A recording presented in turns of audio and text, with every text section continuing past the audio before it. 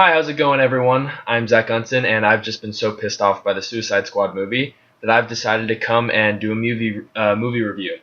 Now, what I kind of want to do is I want to do the first half of this video as just a spoiler-free kind of, how my thoughts and feelings on the movie, and the second half kind of like everything I saw right or wrong, like a little more spoilery in the movie, and I'll give a spoiler warning before I go into that. So first off, I did not enjoy the movie. Well, I did enjoy the movie because I went with my friend Cullen, and we were just laughing at some of the point, like some parts in the movie were just so awful that you can't help but laugh and enjoy them.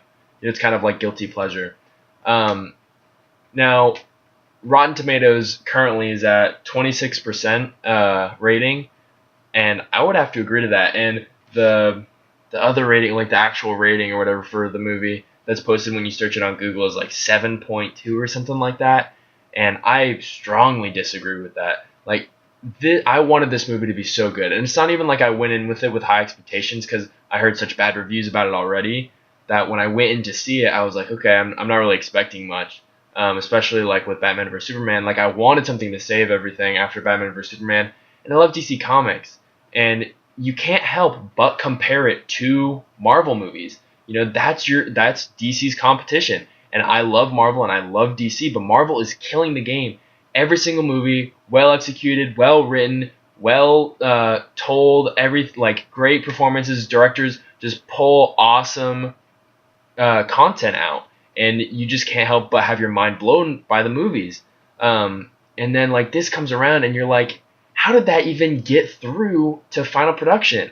Like how did the because this was written and directed by David Ayer, I believe. And how did anyone just not stop him and was like, that's not a good shot to have in the movie because it was poorly executed. Like this movie was very boring.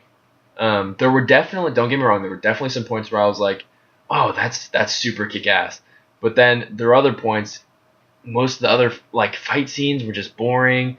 The whole like storyline, I didn't really care about any of the characters. It was just not really like a enjoyable movie. Like if I was just sitting alone watching it, I would have just been like, why am I watching this? It's really not entertaining. Now, like you have such great actors in this, like Jared Leto, Will Smith, Margot Robbie, Kara's okay, and then you just get them to give such mediocre performances. Like I was actually really looking forward to Jared Leto's Joker just because I wanted to see something different. I could tell this was going to be a different Joker because in the comics you kind of not every like interpretation is the same, but they all stay pretty tight in their in the character. And this one I could tell was kind of going to stray away, but it strayed in the wrong direction, I think, because he wasn't crazy enough. Like Joker, like you can have that type of Joker that they had, but you could turn him up a couple notches to where he's just so absolutely insane. And it definitely I would have been very satisfied with that Joker. And like there were just some parts where I was like, I don't know, I'm not really buying it. But Will Smith, he did okay, but it wasn't definitely not anything in his best work. Margot Robbie, she is the perfect fit for the character, but under better writing and directing, I think they could have pulled an awesome performance out of her. But it just was not cutting it. Now, Jai Courtney, who is like famously known for just being kind of a actor, I was satisfied with his Captain Boomerang performance, which is really shocking. I was thinking like, oh, he'll just be silly, but he was silly, but it was actually an enjoyable kind of silly. And then the guy who played Diablo was pretty cool. One of the only things that actually kept me staying in the movie theater was really like how sexy Margot and Kara were. You know, like even like Kara made the Enchantress like makeup and special effects and everything. She made it look sexy. And I don't know if that was movie effects or anything, but she's a very attractive person. And the whole thing with the Enchantress character, like I feel like they could have put any pretty face in that role that can carry a scene, and they would have been fine.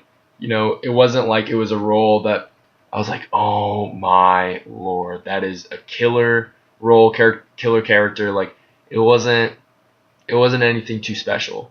And then the chick who played Amanda Waller, she was pretty cool. She was the only one that I actually felt like was the character. I wasn't like, oh, that's an actor. Besides Margot. I like believed her as the character a little more, but still the writing kind of killed it a little bit. I really just don't get how the movie, anyone who saw the movie wasn't just like, we need to rewrite this script now, or we need to reshoot. Like they did reshoots, but it, like I don't know. I want to see a director's cut. I definitely want to see what his vision was, what he had in mind when like making this movie, because it just really fell flat. Now, of course, make your own decisions. Go see the movie if you want, but. And I recommend anyone go see any movie because, like, screw what anyone tells you. Just go see the movie for yourself, develop your own opinion, which is what I was kind of doing going into it. And plus, I love DC, and I wanted to see them succeed, but they didn't quite do that. Now, I'm going to kind of jump into some more spoiler territory. Now, what really kind of pissed me off was So I kind of watch CinemaSins a lot. And when you do that, you start to notice in every movie, TV show, anything you do, like you watch, you're kind of like, oh, that's like, does not make sense. That does not make sense. That's like weird. You start to notice continuity errors, plot holes, things like that. Like at one of the parts, so like spoiler warning, okay? So one of the points, but it's not like big spoiler, but I just hate when people don't like warn you and whatnot. This is mostly the internet, but like they go into like this stairwell to enter this, like, so they need to get into the stairwell to go to the top of this building to rescue this person, which they like Amanda Waller has told them like, this is the one person you cannot kill on this mission, like it's like extremely important, like this person needs to be rescued, they need to be saved. You need to get them. You need to keep them safe, and that's your mission right now. Which, like, okay, you assembled this team to combat things like a Superman, and then you've got like a Superman-esque problem going on, and your mission now, your priority is to save this person. No, you need to go out. The reason you have assembled this team is to make them go out and fight this bad thing, the bad person, which is, so the Enchantress, like the way she got her powers is she inhabited Cara Delevingne's like character's body, because she was an archaeologist and she broke this talisman type deal, and the spirit got free and took over her body, and it's been like thousands of years since she's been out. And then she has a brother who she finds, and so like what I don't get is Enchantress, like, because she's so Cara Delevingne's character, like her real character, not Enchantress, has like a love interest with this like super badass character who's just kind of like a troop, like a captain or something. I don't know. He's like a military position. He's a soldier, and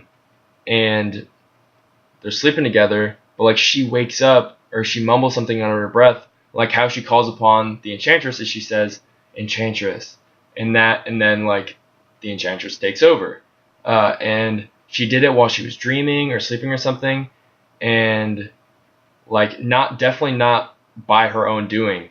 And then the Enchantress takes over and takes off and releases her brother, uh, and like her brother inhabits this body, and her brother gains strength. And Amanda Waller, the only reason that like she has control over the witch is because she has the witch's heart, and she can like stab the witch's heart to like injure it and stuff.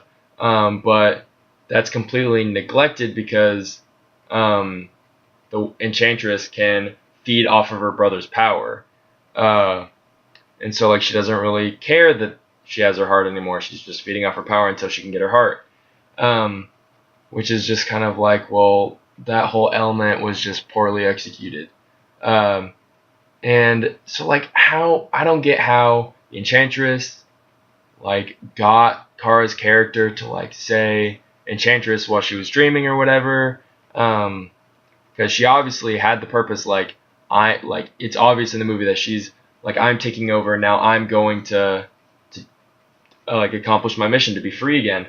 um but like, so anyway, back to the scene. So they need to get into the building. Oh, and the person that they need to save is Amanda Waller. And why wouldn't they tell the team that it was Amanda Waller in the first place? Because I like can kind of get that they would say, because oh, we wouldn't want them to rebel against us or whatever. Like that's why I didn't tell them that it was me, because they would be super pissed. Well, it's like, well, yeah, they'd be pissed, but you have a chip in their neck that'll blow up their heads. You end up like when they see and find out anyway, like when they go and rescue you, they like you threaten to blow up their heads, and so they continue on like anyone would expect them to.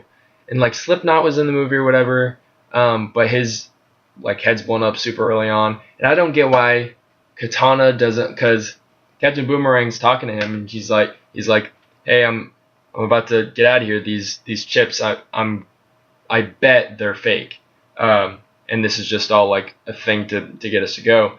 And then Slipknot's like, all right, cool. And so they go to escape, but then Katana stops Jai Courtney and just holds the blade up to his neck. And like Katana, they kind of like throw in that her husband was killed with this blade and it has his soul trapped in it, and then she like talks to it at one point.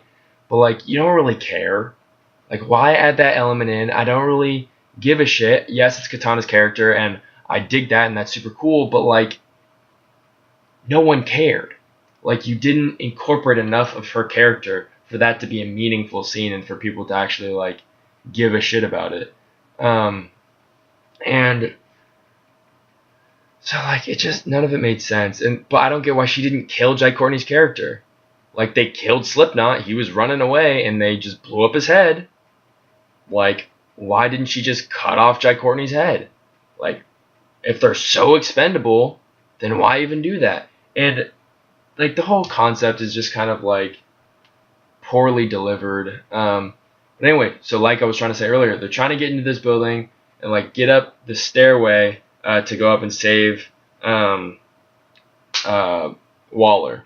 And they blow a hole in the wall, and when they blow a hole in the wall, it's just kind of like a perfect circle, and there's no rebar in the wall, like it's just a clean hole in the wall, when that's not how it'd be at all. Like, explosions don't work like that. It wouldn't be a perfect circle. There wasn't really any rubble on the floor after they did it. It just, it was one of the things I was like, that was poorly executed. Like, why not take the time to make it look like it actually, like, because it looked like you blew a hole in the wall, but it wasn't what would actually happen if you blew a hole in the wall. And then they do the typical scene where anyone is like going up or downstairs, and they pan over the stairway, and you can see, oh shit, that's a lot of stairs, and it does like the whole like swirly thing. So it's just like, why was that shot in there? Any director knows that's kind of like a lame shot to have in your movie. And then Margot Robbie as Harley Quinn, she's like going up the stairs, and she's all like, oh, I need to work on my cardio. And then it's like, you're an acrobat. You don't need, like, we just saw you doing some crazy stuff and you didn't get tired. You weren't even like breathing heavy or anything. and you're walking upstairs and you're freaking out. You're not even halfway up the stairs and you're already like, oh, I need to work on my cardio. Yeah, that was so funny. I'm so glad that was incorporated in the movie. Then there's this other part where, like, Margot Robbie goes up to Enchantress because Enchantress is like, all right, this is your last chance, join me, because she's got like this giant death machine going up into the sky that's gonna kill everyone and kill everything, which I don't know why she didn't just use it on the people in front of her to kill them, because they're obviously the only thing causing her trouble. And then Margot Robbie's all like, yeah, there's just one problem. She's like, and then she just takes Katana's blade to the witch's chest, pulls out its heart, and the witch is all like, no. And I don't get why that wouldn't inhibit her powers right there or anything like that, because like the death machine's still going on, and the only way that they actually destroy the death machine, Harley Quinn tosses Deadshot the pistol, and they have a pack of explosions. They throw the explosions into the magic swell machine thing. Deadshot shoots the package and it blows up, and that's the end of the whole death machine. Well, like, that doesn't fucking make sense. How did one explosion just take out all of that awesome magic I just saw happening? And then, like, her brother is taken out because of another small explosive that happens underneath the ground. That the explosion doesn't even look like it would take him out that bad, because, like, he's been shot at with missiles and guns and stuff this entire time, and he's fine. But then one, like, average explosion completely takes him out. It's like, no, that's not what would happen. That's not what's going to take this guy out. And then, so anyway, after Kara's heart is taken out, the Enchantress's heart is taken out, the guy who had a love interest with Kara turns to Deadshot and is like, the witch's heart is out. We have to act now. Or something dumb line like that. And it's just like, yeah, no shit. Everyone got that. Everyone watching the movie didn't need to hear that line because they just saw it happen. They get it. You act. That's like a part of the thing. These people, they don't need you to tell that to them. They just saw it happen too. They know they need to act. It's just really poor writing. It's really lazy. It's awful. And then, like, the whole fact that, so the Enchantress kisses these random people and turns them into her slaves, like her soldiers. And Melissa Waller makes a comment, or is it even Melissa Waller, whatever, I don't give a shit, the black chick. She's like making a comment, and she's saying, I don't get, like, it's perfect. She makes her own soldiers, like it's awesome kind of thing, but she's like, oh shit, we have to fight these things.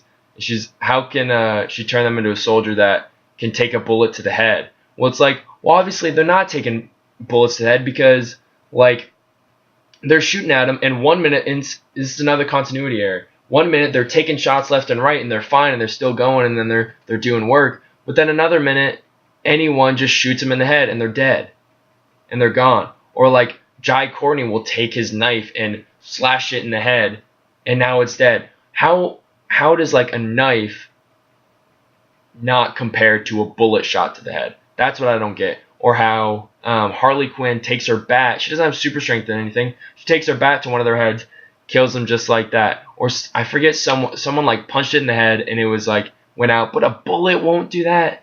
I really don't get that. It's just a continuity error. It's another lazy, like, awful part of the movie. Just like, and then I don't know. There's a lot more plot holes. Like, I should almost do a CinemaSins, like, plot of this movie. I feel like it would be a lot more efficient than me and I'll point out to you every fucking thing wrong with this goddamn movie. But then, okay, so let me talk about some of the good things. Spoilery. So Harley Quinn, at one point, they're like fighting these monsters on the building on their way up to save Amanda Waller, not Melissa Waller. Amanda Waller. And they go, and she, like, wraps her legs around this monster's head. It's like swinging around it, and like has her gun and like leans back and shoots and like hits another person, then gets up and like kills the person that she's on. And I was like, oh shit, that was really cool. And then one scene with Deadshot, he like stands up on top of a car and he's just got like his wrist gun. He's like bam, bam, bam, bam, and he takes out like all these people, and they're all just kind of watching. I'm like, holy shit, this guy's awesome. He's just knocking my left and right, and I was like, yes, because it was kind of like the first instance of like real action that you see in the movie. I was like, okay, if they keep this up, I'll be like thoroughly entertained. But it still definitely wasn't, because action scenes in like Marvel movies are way better executed than how this was executed. Like he made action boring. That's what this director did. He made it boring. There were a couple scenes where I was like, okay, that's cool. It was just boring. Oh, and like another thing with Enchantress, like at one point she goes hand to hand combat with like all of the other people. It's like, okay, why did you find that necessary? You're a witch, like with godlike powers, and now you find the need to fight these people hand to hand with blades.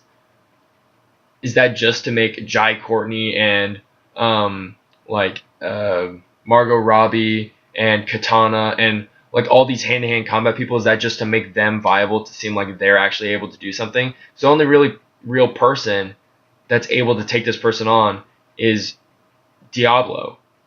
Like, he's the only person that actually has something that can stand up to these giant godlike threats. And it's just kind of like Enchantress wouldn't go hand to hand. And I get that it's a comic book movie, but that's unnecessary. And like when she's done with them, she just takes all their weapons from them. Like she just goes whoop, and all their weapons are gone. And she's like, "You guys are worthy opponents. Yeah, this is where I'm gonna offer you my last chance." It's just like, that didn't need to happen. She could have just. I know it would have eliminated an action scene, but she would not do that. That's like one of my biggest pet peeves in superhero or just movies in general, is when like a or anime or anything, when a super powerful person that could really easily and very like creatively or even simply just take apart the people that are in front of them, and then like they just like the writer, director, whoever just made it so that like it actually seems like the people they have fighting are able to stand a chance, when really they're not. Like Enchantress should have taken over the world and killed all of them. But of course that's not what's going to happen. And where was the Flash? Where was Wonder Woman? You know, where was Batman? We know where Superman is. But like, and maybe Superman, like, obviously he's got to come back. So like, where the heck was he during that too? You know, like, I don't know. It's just really lazy. And no surprise that, because they try to make you think that Joker dies, when it's like, you're gonna introduce this Joker now and then show that he like dies. No, that's not what's gonna happen. Obviously you're gonna keep the Joker alive. Obviously, that's fucking dumb, unless you come up with like a new Joker that's like a twist or something. One of the other actually enjoyable things was looking back at Harley and Joker, like when they're in the insane asylum, and she's like his therapist, you know, psychologist or whatever, and she thinks she's healing him, but like she's falling in love with him, and you can see like the twist, you know, that's going on, and how she's just getting like turned on by his insanity, and that's really cool. And when she puts on, you know, the Batman animated series suit, that's cool. Like, oh god, one of the most annoying fucking things is when they're getting their gear back so they can suit up and go fight this thing, which takes way too long for them to get to this fucking thing to fight. By that time, everything would have been wiped out. It's so crazy how long it's taking all of them. But they get these boxes that have all their stuff in them, and Harley like pulls out her hammer and pulls out a baseball bat, and like her old uniform, but the box isn't big enough to hold her baseball bat. It's not big enough to hold her freaking hammer, and like the old uniform she doesn't even put on. It doesn't even look like she has the clothes aren't even in there for the outfit that she puts on, which is awesome, by the way. That is an awesome outfit, very sexy. I dug it, but wasn't there. Didn't make sense to me that she put it on. And like Diablo wasn't arrested like wearing, like, because he puts on different clothes, and he wasn't. I'm pretty sure he wasn't arrested in those clothes that he puts on, because he surrenders himself, but he's not wearing those clothes. All his possessions are burned up in the fire that he started on his house when he killed his wife and kids.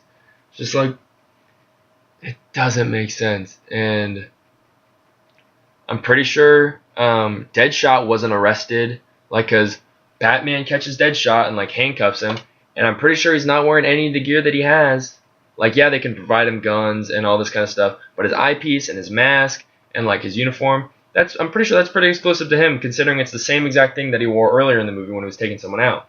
So it's just kind of like, again, lazy continuity error. I don't know. Tell me what you thought about it. Comment below, your thoughts. I'm completely okay if you disagree. I'm completely okay if you're like, oh, I love this movie. You're awful. Maybe you didn't see some of the things that I saw. Maybe I don't see some of the things that you saw. Enlighten me, please. But thank you for watching. I'm going to give this movie my rating. So I watched Jeremy Jahns as well. And I love his movie reviews. And he's kind of like what kind of inspired me to do this. I'm going to go ahead and give this movie a Flaccid Wiener rating. Because he has the dog shit rating.